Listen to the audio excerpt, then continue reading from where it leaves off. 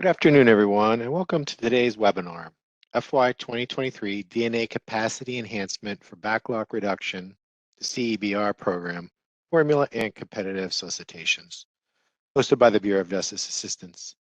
At this time, it's my pleasure to introduce Andrea Borchardt, Senior Policy Advisor with the Bureau of Justice Assistance, for some welcome remarks and to begin the presentation. Andrea?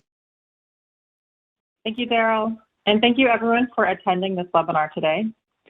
On this slide, the agenda for today's solicitation release webinar is to begin with an introduction to the Office of Justice Programs and the Bureau of Justice Assistance, followed by a program overview of the CEBR program, Formula and Competitive.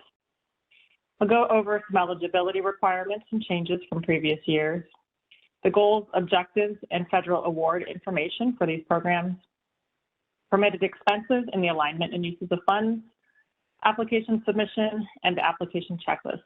Following this, we will do a Q&A session. What is the Office of Justice Programs? OJP provides grant funding, training, research, and statistics to the criminal justice community. OJP is one of 3 grant-making components of the Department of Justice, along with the Office on Violence Against Women, or OVW, and the Office of Community-Oriented Policing Services, or COPS.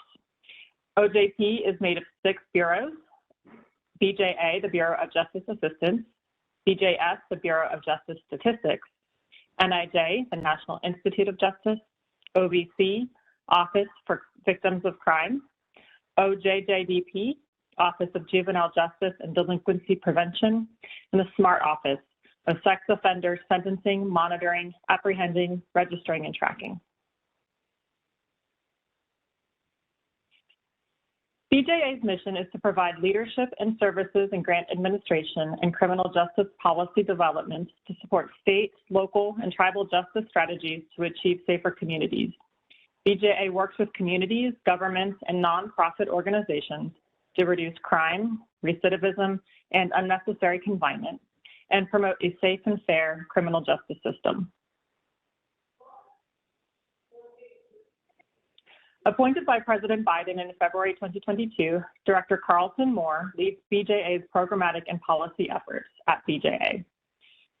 It is composed of the Policy Office, the Programs Office, the Operations Office, and the Public Safety Officer Benefits. The 5 major strategic focus areas at BJA are to improve public safety, reduce recidivism and prevention of unnecessary confinement and interactions with the criminal justice system, the integration of evidence-based and research-driven strategies into the day-to-day operations of programs at BJA, increase program effectiveness with a renewed emphasis on data analysis, information sharing, and performance management, and ensuring organizational excellence through outstanding administration and oversight of all BJA strategic investments. Our main focuses are to fund, which is to invest diverse funding streams to accomplish our goals; educate, research, develop, and deliver what works to the community; equip, which creates tools, products to build capacity and improve outcomes; and partner, consult, connect, and convene. This slide outlines BJA funding resources, and the link at the bottom of the slide, bja.ojp.gov/funding, is a way to access this information. Additionally, you can learn about the Department of Justice's grants and payment management systems through the justicgrants.usdoj.gov link.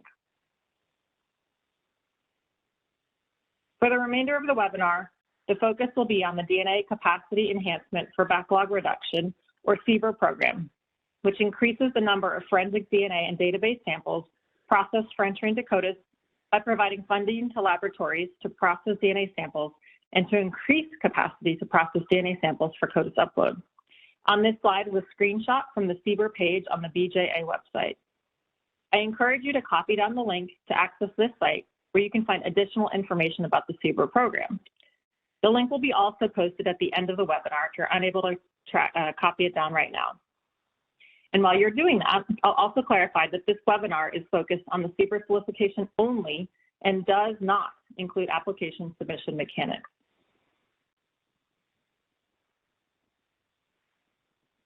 In the summer of 2022, BJA announced changes to the FY 2023 CEBR program.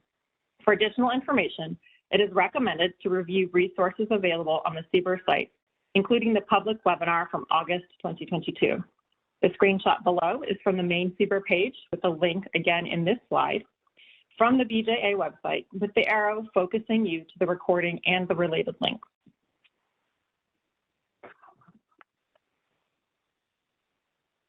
In FY 2023, CEBR will have two separate solicitations, the formula one, which is similar to the one you're used to from previous years, and a new competitive program launched this year.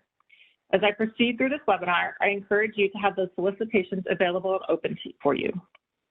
I will identify page numbers for reference as I highlight components of each solicitation.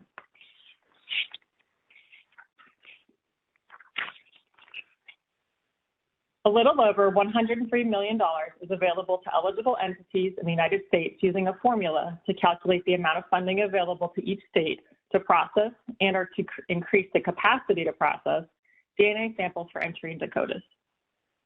And approximately $5 million is available competitively for states and units of local government with eligible crime laboratories or laboratory systems to maximize the effective utilization of DNA technology to solve crimes and protect public safety. I want to draw your attention to two important notes about these programs. Entities are not required to apply for the formula program to be eligible for competitive funding. Similarly, entities are not required to apply for the competitive program to be eligible for formula funding. And second important note is that awards made under the competitive program will not impact the distribution amounts of your formula awards. For the remainder of the webinar, I will toggle between information about the formula program and the competitive program. While doing this, the header of the slide will inform you which program version I am addressing, either the competitive or the formula. Additionally, for clarity, I will verbally state whether I'm discussing formula or competitive information. This slide outlines important dates for the formula program. The grants.gov deadline is April 19th, 2023 at 8:59 p.m. Eastern Time, and the Just Grants deadline is April 26th, 2023 at 8:59 p.m. Eastern Time. Please note both of these dates and times of the deadline. And remember, if you miss the grants.gov deadline, you cannot proceed to the Just Grants step. I strongly recommend applying early and not waiting until the last minute. This slide outlines important dates for the competitive program. The grants.gov deadline is April 19th, 2023 at 8:59 p.m. Eastern Time, and the Just Grants deadline is April 26th, 2023 at 8:59 p.m. Eastern Time. Again, make notes both of the dates and times of these deadlines, and I strongly recommend applying early and not waiting until the last minute.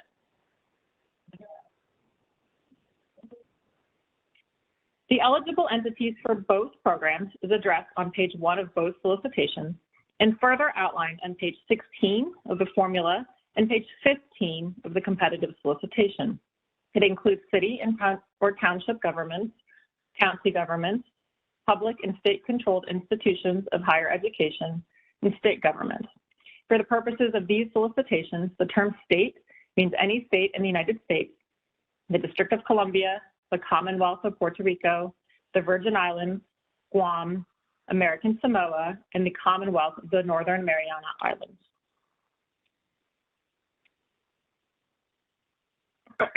On the latter pages of the eligibility sections of the solicitations, you'll find a link to an eligibility certification form, which is a new component for FY 2023. On the certification form, there are some changes in eligibility from previous years. An outline of these are as follows. On your certification form, you must estimate how much of your award will be used to carry out DNA analyses of samples from crime scenes for inclusion in CODIS. The formula program has a minimum of 40% assigned for this section, while the competitive form has no minimum requirement for this section. You must estimate the portion of funding with no minimum required that shall be used to carry out DNA analyses of samples collected under applicable legal authority, such as convicted offender or arrestee samples, for inclusion in CODIS. If you do not engage in this portion or this section of testing, then you would insert a 0 for this section. Similarly, you must estimate the portion of funding, again with no minimum required, that shall be used to increase the capacity of the laboratory to carry out DNA analyses of database and crime scene samples for inclusion in CODIS.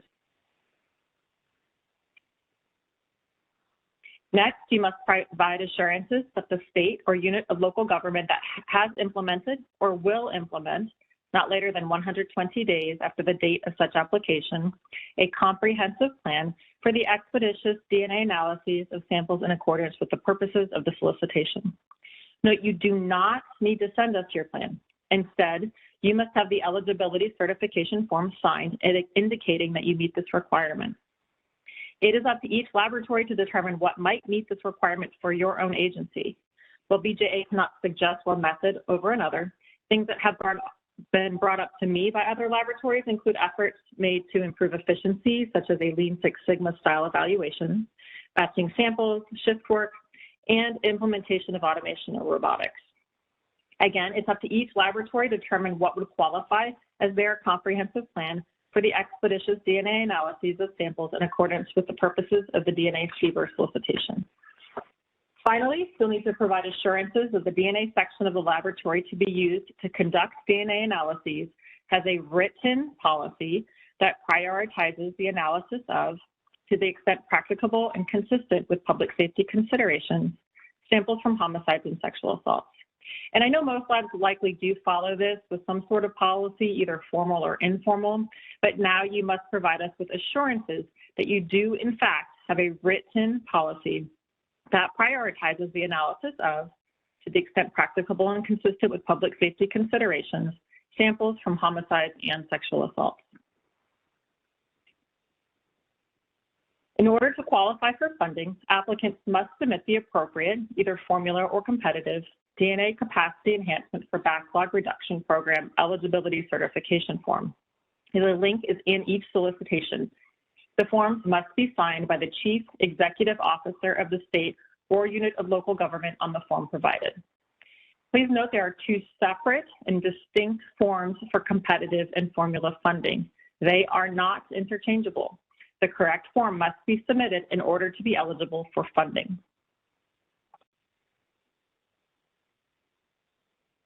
Here's a screenshot of page 1 of the formula form, though the forms are very similar.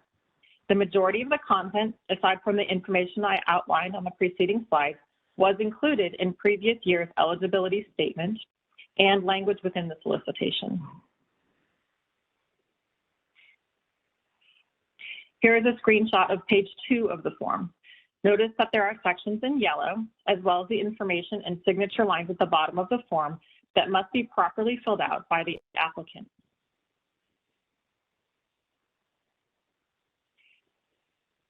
Guidance has been provided to help applicants assess, quote, DNA analyses of samples from crime scenes, unquote, versus capacity enhancement activities for the purposes of section F and G of the eligibility certification form, which for your reference are copied again on this slide.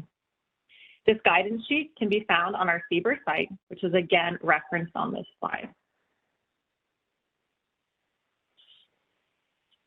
This is a screenshot that outlines the majority of the guidance sheet. As a summary, if the funding is supporting DNA-related activities that must occur in a laboratory to facilitate routine analysis of CODIS-eligible crime scene samples, then it would fall under the, quote, analysis of crime scene samples for CODIS, or section F of the eligibility form. This would include things like personnel conducting QC and QA activities for routine processes, analysts processing CODIS-eligible samples, training or travel needed for QAS continuing education requirements, maintenance fees for instruments or software already in use by the laboratory, and testing or outsourcing of crime scene samples. On the other hand, activities that increase laboratory capacity or abilities would fall under the, quote, increasing the capacity of the laboratory to analyze DNA for CODIS. And this would include activities such as validation work, new analyst training, or newly purchased instruments or software and the associated maintenance costs. If after reviewing the document you still need additional guidance, please do not hesitate to reach out to me. I am more than happy to help, and my contact information will be displayed on the final slide of the presentation.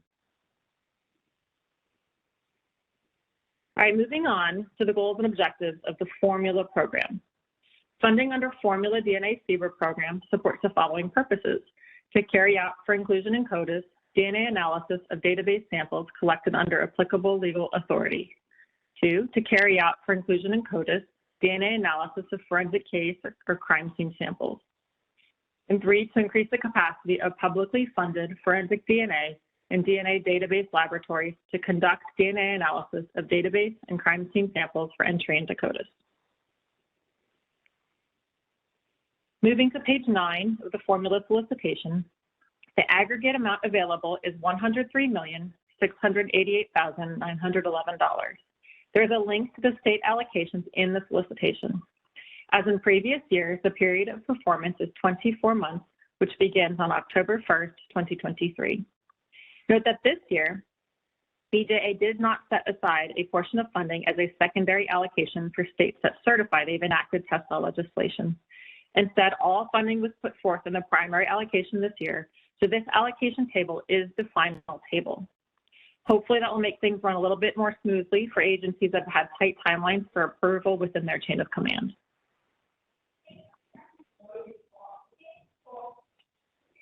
The competitive DNA CEBR program awards funding to eligible entities with at least one of 2 program objectives.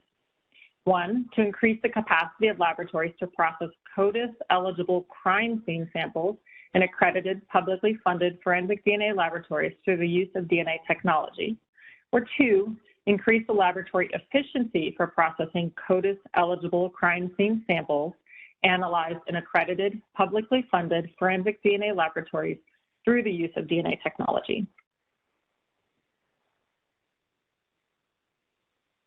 Turn to page 10 of the competitive solicitation. We anticipate awarding approximately $5 million under the competitive program with a maximum award amount of $1 million.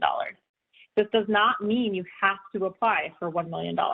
You can apply for less if that is what your agency needs. We expect to make 5 to 10 competitive awards, and like the formula program, the period of performance is 24 months, which begins on October 1st, 2023. Permitted expenses in the formula program really didn't change much from last year. They include salary and benefits of laboratory employees, limited training and travel, laboratory equipment, supplies, certain contracts such as outsourcing or audit, direct administrative expenses up to 3% of the federal portion of the award, costs associated with and including accreditation, software, LIMS, and limited renovations. Because of the objectives of the competitive program, there are some differences in how the funds can be used. This slide summarizes that information with the red marked text showing the differences from what is allowable in the formula program. For example, because the competitive program is to provide funding to agencies that need an extra boost in order to enact meaningful change to improve operations, funding for things like accreditation, outsourcing, renovations are not allowable, as those activities should be addressed using formula funding.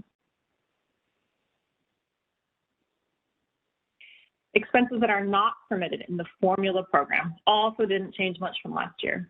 They include salary and benefits other than as already described in the permissible uses of funding, travel other than authorized travel expenses associated with the appropriate DNA training and visits to outsourcing laboratories as discussed in the permissible uses of funds, educations of primary benefit to an individual, personal development training, or other trainings that are not directly related to the operation of a forensic DNA laboratory, trial testimony and associated costs, construction, other than as discussed in permissible uses of funds, direct administrative expenses that exceed 3% of the federal portion of the award, and equipment that is not directly related to DNA analysis, has not been approved for use by NBIS, or not immediately available for purchase to a commercial entity. And again, because the objectives of the competitive program, there are slight differences in expenses that are not permitted for this program. You can see the differences using the red strikeout text and the yellow addition in this slide.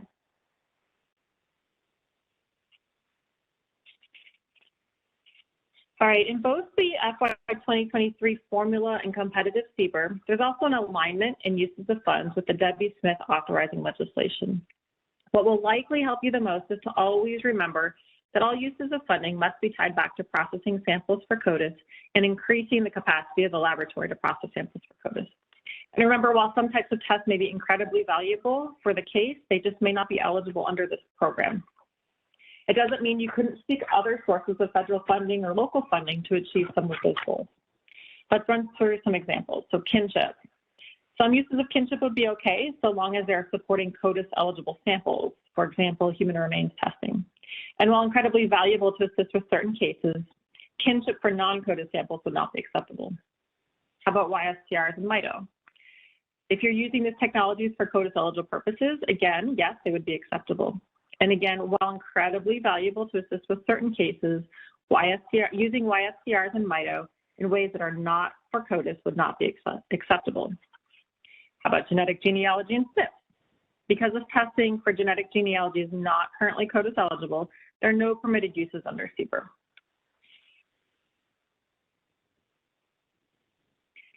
All right, continuing with the alignment and uses of funds, accreditation. Yes, expenses relating to maintaining the scope of accreditation for NDIS-approved technologies is acceptable for formula funding. Expanding a scope for non-NDIS-approved technologies would not be acceptable.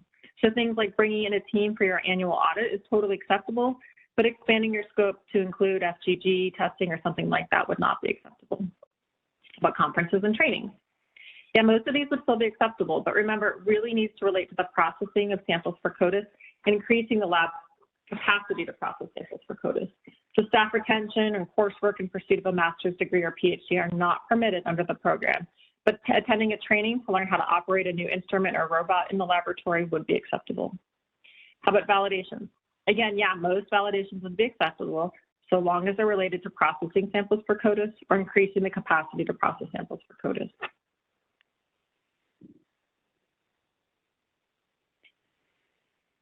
All right, if you can please bring up your formula solicitation and turn to page 16 to 20 to go over the application submission.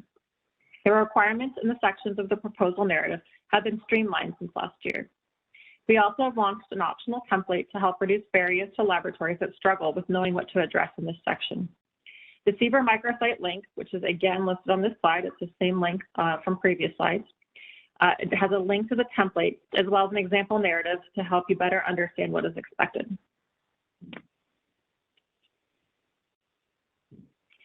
The next 6 slides, well, this slide and the next 5 slides highlight an example narrative posted to the website, which I'll go over to help applicants better understand how to use the template.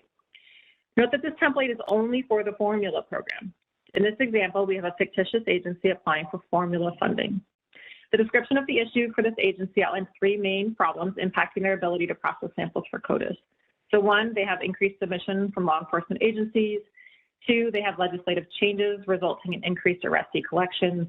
And 3, they have advances in DNA technology that are financially out of reach of the agency.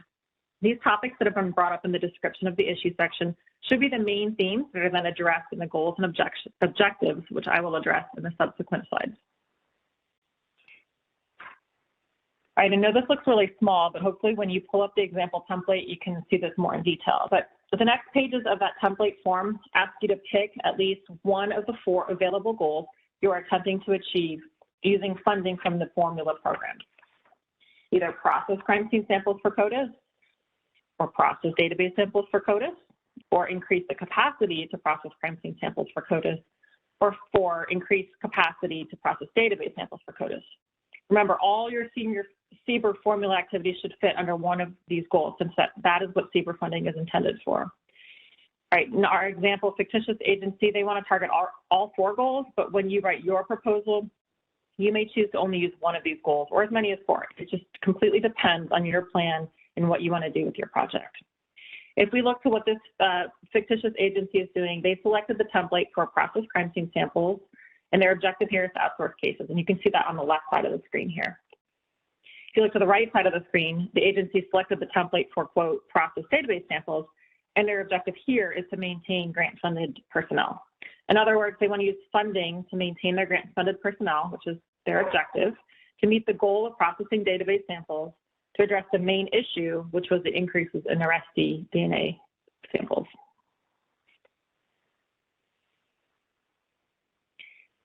Moving on to the next goal.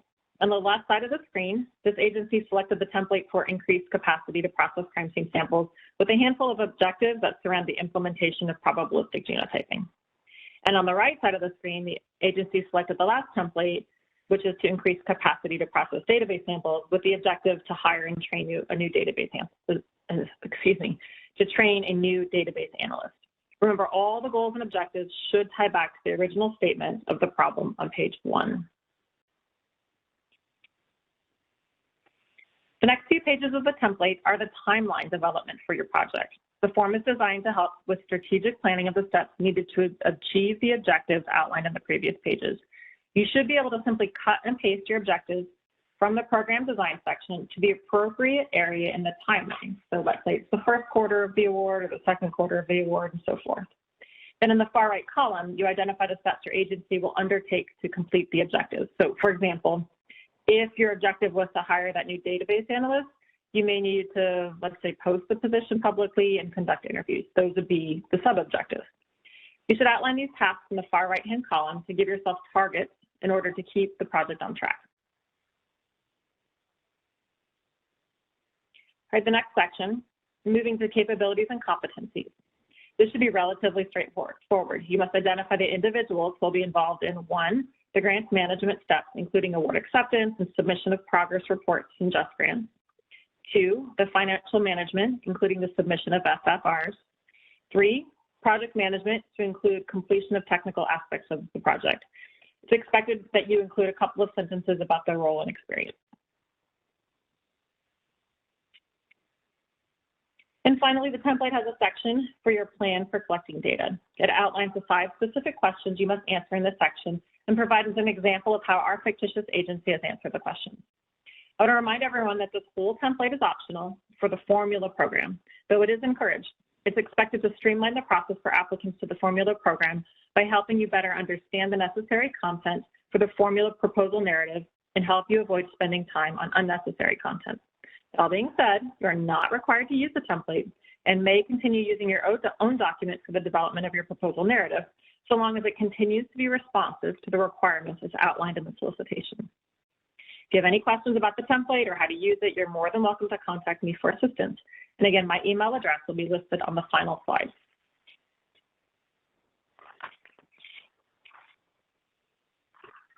All right, so moving on to the application submission for competitive CEBR, please turn to page 16 of the competitive solicitation. The following elements must be included in the application to meet the basic minimum requirements, or BMR, to advance the peer review and receive consideration for competitive funding. 1, the proposal abstract. 2, the proposal narrative. 3, the budget web-based form. And 4, the signed competitive eligibility certification form. Remember, this form is separate and distinct from the formula certification form. The formula certification form is not an acceptable replacement, and it will not satisfy BMR for this program. If you submit the wrong form, that means the application would not proceed to peer review. Additionally, the template I just described in the previous slide is only for the formula program and will not meet the purposes for competitive CEBR.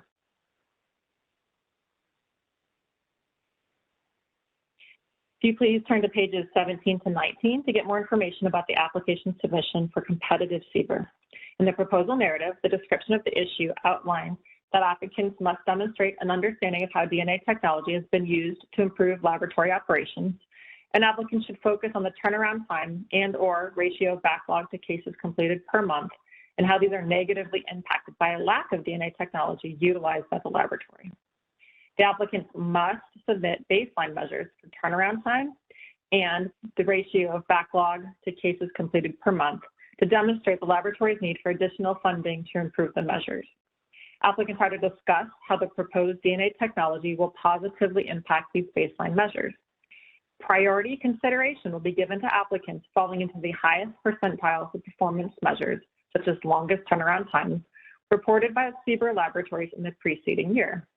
And you can find the data about the performance measures on the website found here. The link will be under the previous links that I have outlined in the slides.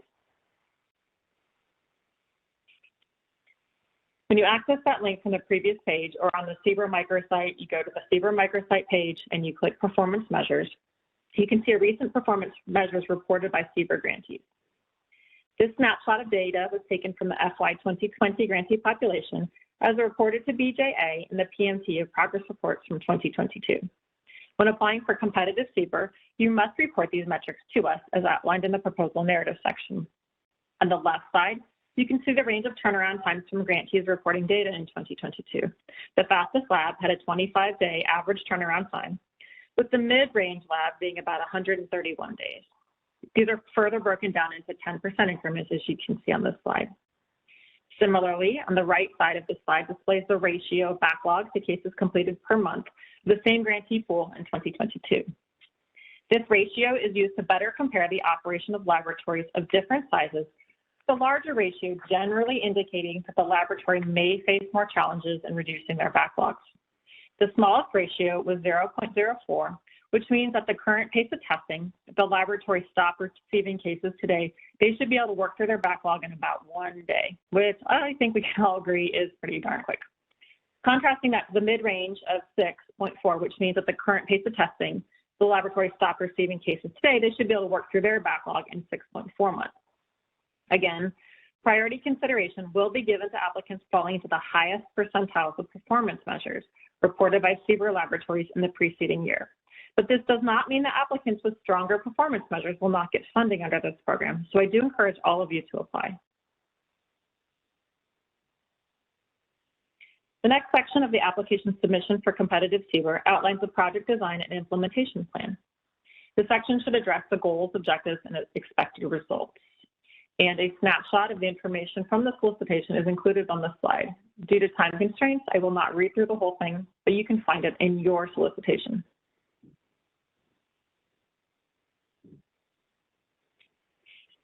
All right, if you please turn your competitive CEBR solicitation to pages 25 to 26, you can see the merit review criteria. So 30% of the weighting will be given to the description of the issue. Actually, let me back up. The applications that meet the basic minimum requirements will be evaluated by peer reviewers on how the proposed project and program addresses the following criteria. 30% of the weighting will be given to the description of the issue and how the applicant articulates their understanding of the program and issues to be addressed. 40% of the score weighting will be to the project design and implementation. 10% will be given to the capabilities and competencies as outlined in the application. The 10% will be weighted towards the plan for collecting the data required for the solicitation's performance measures, and 10% weighting will be given to the budget, which will be evaluated for completeness, cost effectiveness, and allowability.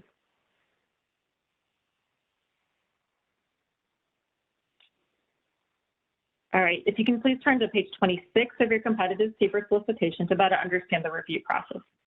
So applications submitted under the solicitation that meet the basic minimum requirements will be evaluated for technical merit by a peer review panel in accordance with OJP peer review policy and procedures using the review criteria listed above. OJP screens applications to ensure they meet the basic minimum requirements prior to conducting the peer review. Although specific requirements may vary, the following are common requirements applicable to all OJP solicitations. The application must be submitted by an eligible type of applicant. The application must request funding within programmatic funding constraints. The application must be responsive to the scope of the solicitation, and the application must include all items necessary to meet the BMR.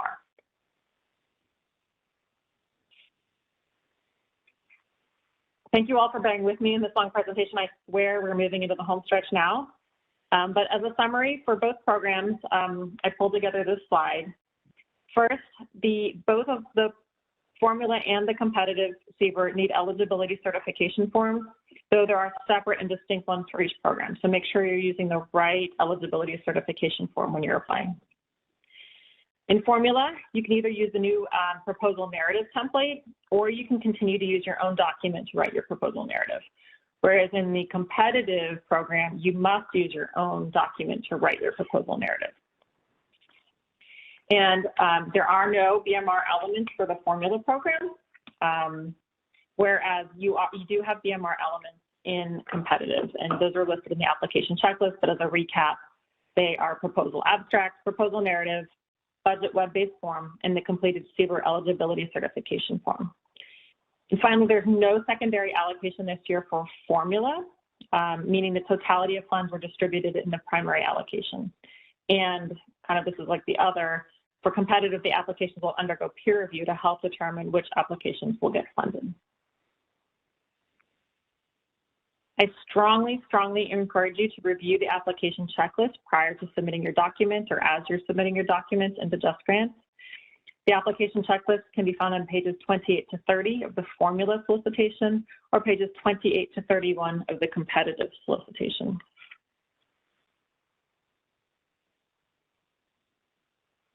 As a review, important dates and information for the formula program are displayed on the screen.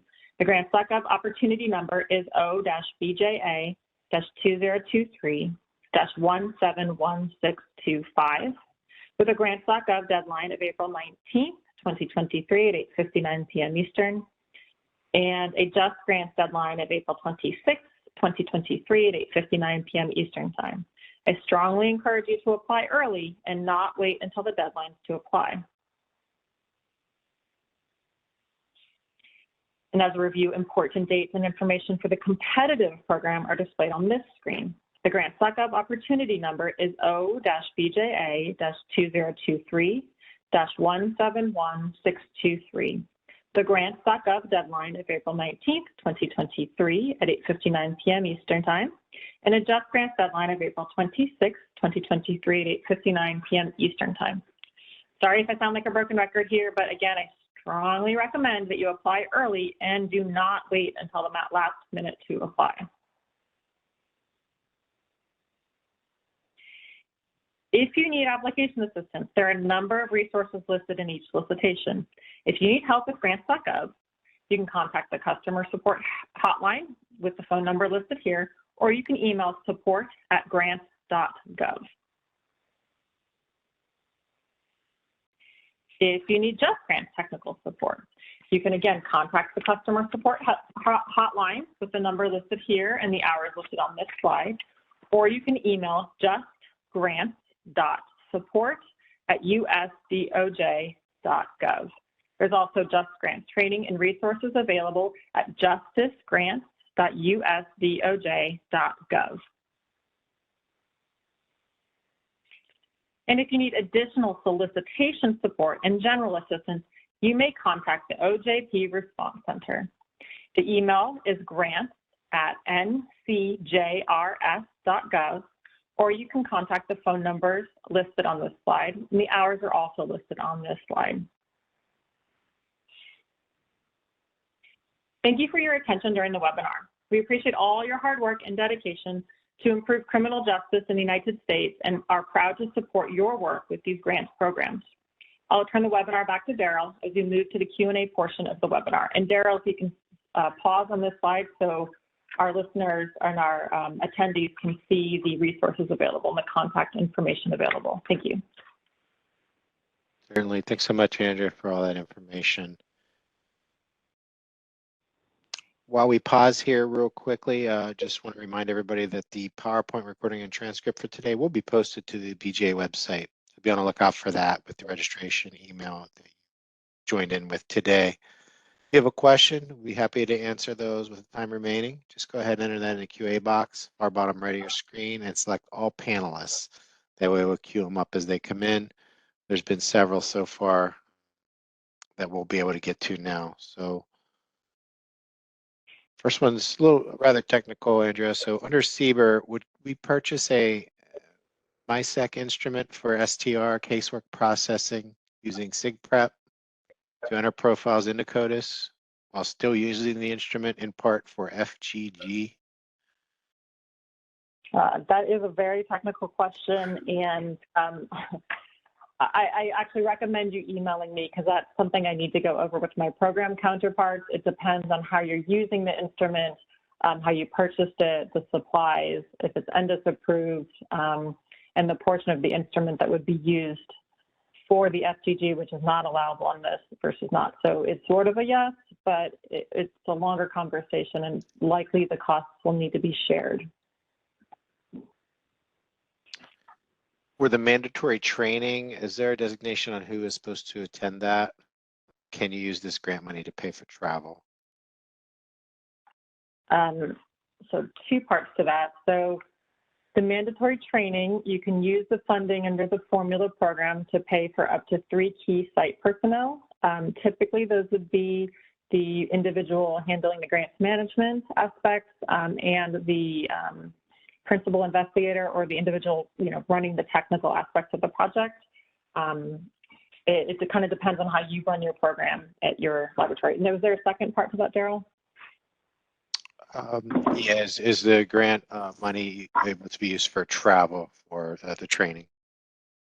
For that 2-day training, the formula funding can be used to support travel for that 2-day training, yes. Is there no longer a secondary amount for rape kits? Correct. There is no longer a secondary allocation for Testall. All the funding was put forward in that primary allocation in the formula solicitation, and the link is in the solicitation to the allocation per state.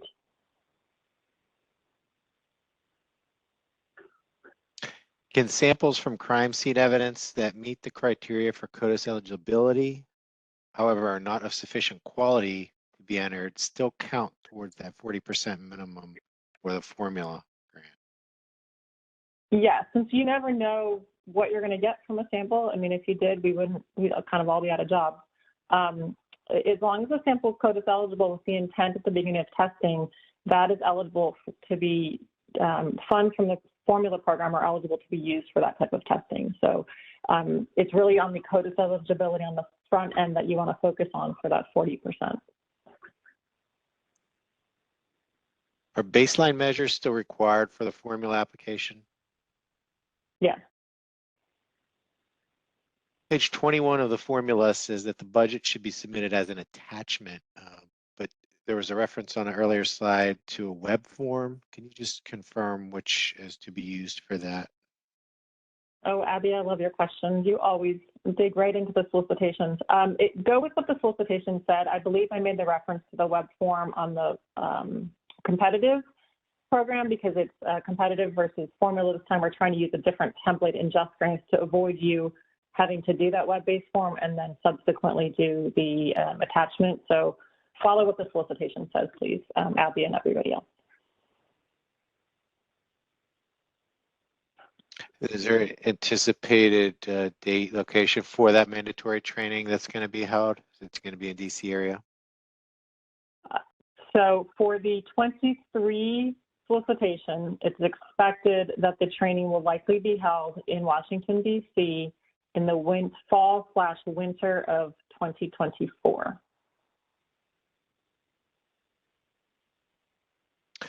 Can you use formula funding to support IT personnel that oversee laboratory equipment used in CODIS sample testing and CODIS computer server/software? That would depend exactly on the type of activities the individual is conducting. Like, are they shared for other aspects of the laboratory? Is a portion of it just for DNA where they're doing work for like other sections that are not conducting DNA analysis? So it really depends. I encourage you to send the specifics of that to me and your current grant manager if you're talking about a current award. If you're talking about for your application submission this year, then I encourage you to send that directly to me in an email. If you purchase supplies to process crime scene samples using the formula grant, can you use overtime to write the cases on the competitive grant? No, the competitive grant is not for processing of crime scene samples. It's to increase your efficiency and your capacity to process crime scene samples. So you really should be doing, more likely be doing things like implementing robotics to process crime scene samples, or implement maybe a LIMS or some sort of technology to to improve your efficiency or capacity to process crime scene samples. The funding isn't specifically to process the crime scene samples and competitive. Back regarding the trainings, how are grantees notified of the dates and the details for those? So the 2-day mandatory training in BC, that is being hosted by our new Forensics Training and Technical Assistance Service Provider, which is through Research Triangle Institute, or RTI. Once the information and the dates are finalized, they will be reaching out via email to the points of contact as listed by your agency in Just Grants. So this is a good time for me to plug a request for you to make sure all of your contacts in Just Grants are current and up to date. That includes whoever's responsible for grants management, authorized representative, financial manager, etc. On page 20 of the solicitation, it mentions PMT is going to be done quarterly, but semi-annual performance reports are due semi-annually. Is this a difference for these? Kelly, this will be semi-annual. Thank you for catching that. That is a correction that needs to be made. So there's no changes to the frequency of PMT and performance reporting for the CEBR programs. That is in there just as a BJA kind of template that all the other programs typically follow as semi-annual. But for CEBR, it is, sorry, the other programs are quarterly. For CEBR, it is semi-annual as has been done in previous years. What does BMR elements specifically refer to? BMR stands for Basic Minimum Requirements. They are certain elements that must be submitted in order to proceed with peer review. In this year's solicitation, they are listed, I've got to find the slide for you. But for the competitive program, they include the proposal abstract, the proposal narrative, the budget web-based form, and the completed competitive eligibility certification form. For labs that have 30-day turnaround time for all case types, would a plan for prioritization of sexual assaults or homicides, if turnaround time increases to a determined time, say 60 days, meet the requirement for this? So that written prioritization policy, all we're requiring is exactly what is stated in the eligibility certification form. So we won't get into, at BJA, we won't get into specifics about how you write it or what you put in there, as long as it meets what is written in that eligibility certification form. If one puts the mandatory training on the last grant from 2022 for both years 1 and 2, then do we not need to put it on year 1 of this grant since those grant years overlap? That would be acceptable, Kelly. I do recommend when you submit your budget form that you make a note in there so it doesn't get flagged. So you can say the mandatory training is not budgeted in the FY23 application because both years were budgeted in the 22 award, so that you don't get flagged on the back end during review. Does continuing education and travel of casework analysts count towards the 40%? Excellent question, Jason. So once you get to dig into that guidance document, that chart that I showed you for the 40% minimum, yes, if the continuing education and travel is specific for meeting FBI's quality assurance standards, that continuing education requirement for your accreditation, then yes, that could count towards processing samples for crime scene samples because it's supporting a routine process that's necessary for the analysis of crime scene samples.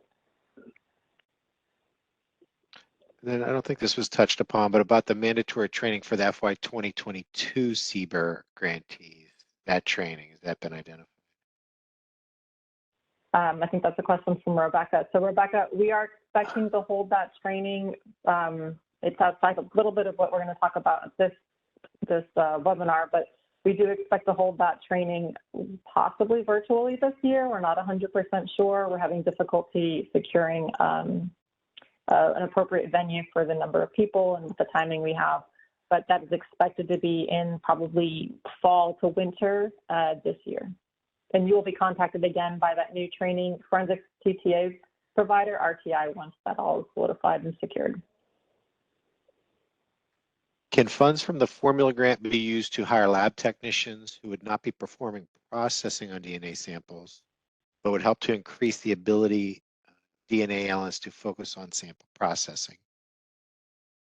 Yes, Lori, that's a good question. So again, once you start digging into that fact sheet, that guidance document for the 40%, if those technicians are supporting routine processes that are necessary for the operation of a laboratory, such as QC testing or lab stocking for the processing of crime scene samples for CODIS entry, that could count towards that 40%. Even if it's they're a technician who's not supporting that, they can still be hired for processing. They can still be funded under the program. It's just a question of whether or not where you put them and as far as allotting funds for them. And then who is the chief of the state considered? Is that the governor? I believe so. I think I'd have to Google that, to be honest. But usually if you Google chief executive officer of your state, it's typically the governor. I think city, it's typically a mayor. And then counties, it will really vary. It is typically not your laboratory director. I've had that question. It is typically not your chief of police, but it will vary from applicant to applicant.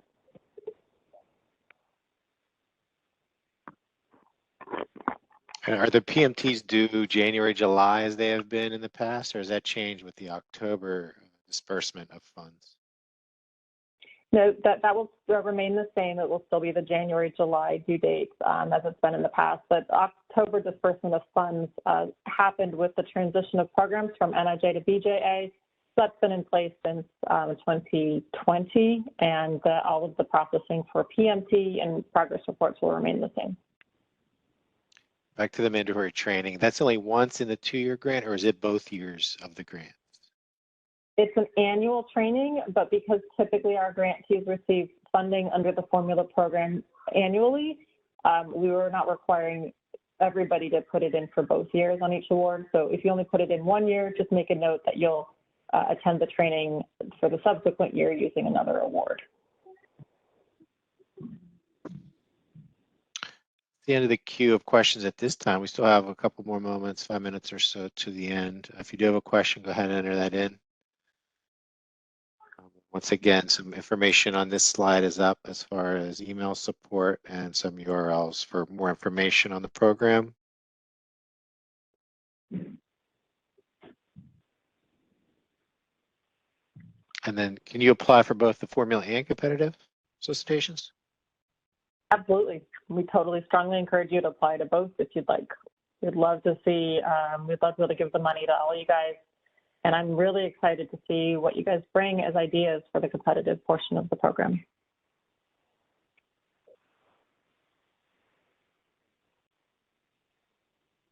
And is there an estimated date on when the awards will be announced, knowing that the period of performance will be October? Yeah, we expect the awards to be announced September 30th, 2023.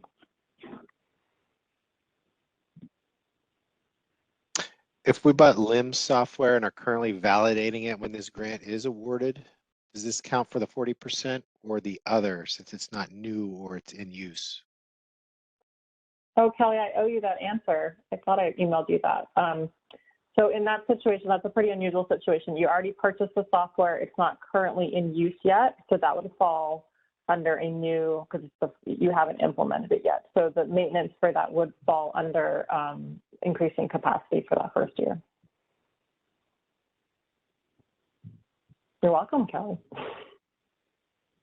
Regarding the formula, do DNA reference standards for casework meet the eligibility for casework samples? If they are associated with your CODIS eligible case, then yes.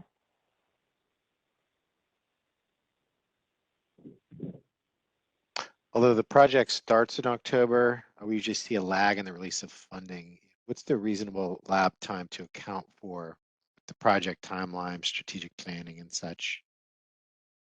Or is when the funds will be released? Fabulous question. There's a lot of reasons why there could be quote unquote delays on the funds being released. Some of it is if we're unable to make your awards in a timely manner, and in the past couple of years we've been really later in releasing the solicitations, so it's been making it a little more challenging. We're releasing early this year in hopes that we can have all of our ducks in a row, so that when the awards are announced, if you have submitted all the required documents, you should most likely be able to kind of hit the ground running pretty quickly. So a lot of this has to do with really grants management, making sure you're following all the requirements in the application checklist. And the grants manager on your side is going through and accepting all the terms and conditions in a timely manner. So sometimes it can take a little bit of time. If you feel like it's taking longer, you can always reach out to me.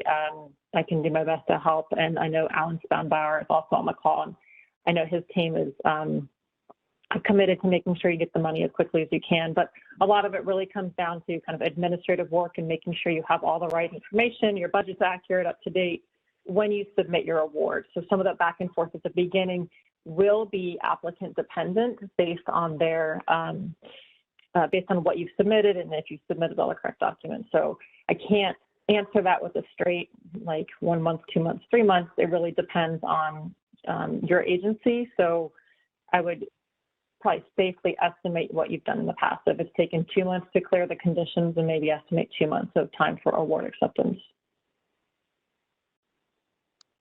And how close to the 40% for the estimated percentage need to be broken down after they meet that requirement? Okay, so that is estimated. So, you know, accurate and estimates are not always used in the same sentence. We want you to estimate. We don't want you to, you know, go down to spend a lot of time going down to the single percentage digits, but, you know, do your best to estimate that you're meeting at minimum 40%. So it's not that you've just hit 40% and you're done estimating. You really need to try to have that a decent estimate, even if it's, you know, 70%. Just make sure it's as close as you can without spending so much time that you're getting into the weeds of it. And if one doesn't apply for the total amount allocated in the formula, would they most likely still be awarded that amount? Can you say that again? I'm sorry. Even if we do not apply for the total amount allocated in the formula award, would we most likely still be awarded that amount? On a state level, that probably would only apply to state. You know, that's never come up before. I'll have to talk with some of my personnel, probably our programs office and our general counsel's office, to sort of see how we would handle that. If you have specific concerns that you have too much money, definitely please reach out to me. I'm happy to kind of talk it through with you.